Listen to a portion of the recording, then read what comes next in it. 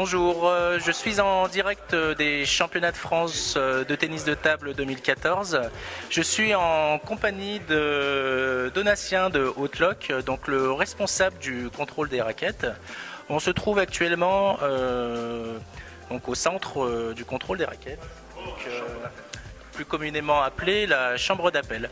Donc Donatien va nous expliquer les étapes du contrôle qui sont obligatoires dans les compétitions officielles. Donatien, est-ce que tu peux justement nous expliquer toutes ces étapes? Alors très bien, le contrôle se situe en 5 étapes pour un contrôle officiel. Donc la première étape, c'est quand les arbitres récupèrent la raquette, ils nous la ramènent et on contrôle que les plaques utilisées sur cette raquette sont homologuées. Il y a une homologation qui évolue tous les 6 mois au niveau international. Donc il y a une liste à disposition sur laquelle on consulte. Et on a aussi l'image de la plaque sur internet si on a des doutes sur la véracité de la plaque ou pas. Donc ça c'est le premier contrôle. Ensuite, dans un deuxième temps, on contrôle la planéité de la plaque, avec une moyenne qui est faite sur la base de 3 mesures, dont on fait la moyenne. On doit trouver une norme à chaque fois qui est donnée. Je donne les normes si vous voulez. Donc la norme c'est moins 0,5 en concave et plus 0,2, je parle en millimètres bien sûr, en convexe. D'accord. Ça c'est la norme de planéité en moyenne sur les plaques. Donc c'est très précis. C'est très précis, c'est au dixième de millimètre. Ensuite nous avons un troisième stand de contrôle qui est l'épaisseur de la raquette, de la plaque. Oui. Donc pour ça on utilise un deuxième appareil je pourrais vous montrer tout à l'heure qui permet de contrôler au centième de millimètre près l'épaisseur de la raquette, de la plaque. Oui. Cette épaisseur est corrigée si la plaque est convexe, puisqu'on ajoute à ce moment-là l'épaisseur de la plaque. Et l'épaisseur totale doit être en dessous ou égale à 4,04 mm.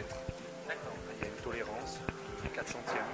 Alors, qu'est-ce qui se passe si un joueur a une raquette défaillante à l'étape numéro 2 par exemple? On arrête le contrôle puisque la raquette ne pourra pas être homologuée pour cette partie.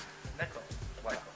Ensuite, le quatrième stand de contrôle on montrera tout à l'heure avec une machine qui va nous permettre de calculer la valeur des solvants contenus dans la colle et dans les revêtements de cette raquette. Donc, chacune des plaques va être contrôlée. Ce contrôle de solvant se fait par une différence entre une valeur d'origine et une valeur prise 20 secondes après l'aspiration par la machine. Donc, cette valeur globale ne doit pas dépasser 3,3 ppm particules par million de solvant. Donc ça c'est le quatrième et avant-dernier contrôle.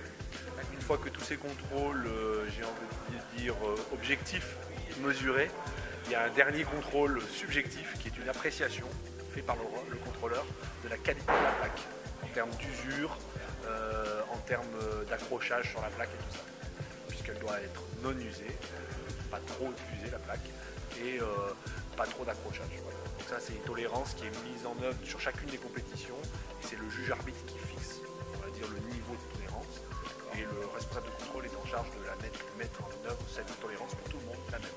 D'accord. En termes de timing, combien de temps pour contrôler la raquette? L'idéal c'est d'arriver à la contrôler dans les 2 minutes et on s'aperçoit là actuellement qu'on est plutôt proche des 4-5 minutes par raquette. Parce qu'on est en début de compétition, ce sont des contrôleurs qui c'est la première fois, parce que j'ai des assistants en contrôle, c'est pas moi qui fais l'ensemble des contrôles, moi je supervise et je valide tous les contrôles officiels. Donc là on est plutôt entre 3 et 5 minutes de contrôle par raquette, mais en fin de compétition on sera normalement vers 2 minutes, 2 minutes 30. D'accord. Est-ce que le contrôle en France est identique qu'à l'étranger? Alors on est sur un contrôle au niveau international. On sait qu'il y a certaines nations qui ont d'autres façons de faire des contrôles qui ne sont pas forcément homologuées, on va dire. Après, chaque fédération est en charge de l'application des règlements. Mais nous, on est au standard international. C'est-à-dire que si vous allez aux Jeux Olympiques, au championnat du monde, vous avez le même type de contrôle. D'accord. Mais en France, le contrôle est fait avant la compétition, alors qu'à l'étranger, il est fait après la compétition. Alors, il existe certains pays à l'étranger où il y a un contrôle a posteriori. Mais nous pratiquons le contrôle niveau norme internationale, c'est-à-dire possibilité d'un contrôle volontaire sur demande qui n'a pas de conséquences de sanctions sportives. Et ensuite, sur les contrôles officiels, on fait un contrôle a priori, c'est-à-dire avant la partie. Si la raquette est contrôlée non conforme ou si on n'a pas pu la contrôler pour des histoires de timing, on fait un deuxième contrôle après. Et à ce moment-là, ce contrôle après, il est définitif. C'est-à-dire que si la raquette est non conforme après, la partie sera perdue. Vraiment, c'est le juge arbitre qui prend la décision. Merci Donatien. Merci.